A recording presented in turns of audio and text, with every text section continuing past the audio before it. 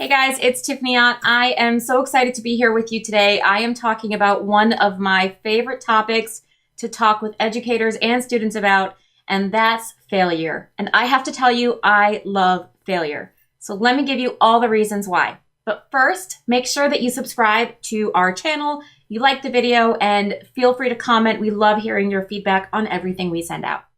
So, why do I love failure? Oh, let me count the ways. Let's start out with a little time machine back about a long time ago when I had just graduated high school and I was heading off to college. Now, I have to tell you, things came pretty easily to me in nearly everything I did that wasn't athletic. So I got pretty good grades. I got B's. I never ever studied. I barely did homework, but I did well enough on the tests to pull off a B. I was a pretty good art student. I was in the band. I played clarinet better than I should have considering I never practiced, right? So failure isn't really something that was in my vocabulary. It wasn't something I had a lot of experience with. And I was terrible at it. So come freshman year of college, it's midterm time, right? That time when all of your classes decide, let's give everybody a test all at once. It's going to be great.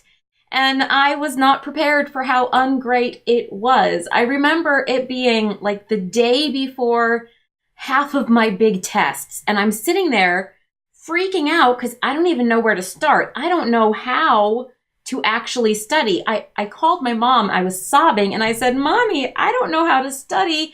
I've never studied a day in my life. So I never had that failure experience to teach me what I needed to know in order to not fail again.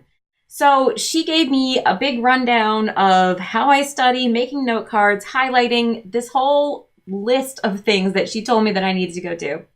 So I did them. I took the test the next day.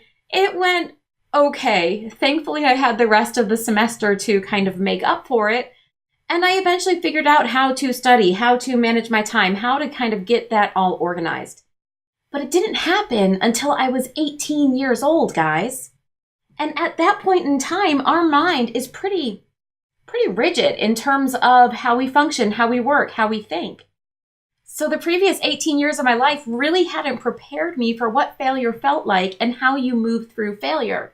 And so the reason I love failure and the reason I advocate for failure so much for the students sitting in your classroom and for the teachers in the room next door to you, down the hall, yourself, is because it's only when we fail that we figure out how to fail. The brain is really a fascinating organ, guys, and there is so much brain science out there that links directly to failure and how failure is the key to success. Not just a precursor to success, but a key to success. You see, the brain learns best when it struggles. The brain doesn't learn so well when something's not very hard. It doesn't learn so well when everything comes easily. It doesn't develop coping strategies and study skills. It just doesn't have a need to, so those neural connections just don't form. Our brain is kind of like a muscle. When we work it out, it gets stronger. And when you work it out well, you're going to fail sometime. So for me, failure is something that we need to embrace with just wide open arms, not only for ourselves so that we can be a model for our students, but for our students. We need them to see that failure is not failing, failure is learning. And so if you can start to think about how you can change the language you use with your students, how you can change the internal dialogue you have in yourself, to reframe the way you think about failure, to reframe the way you talk about failure with your students as a stepping stone towards success, you can start shifting those mindsets and seeing some amazing, incredible progress in your students.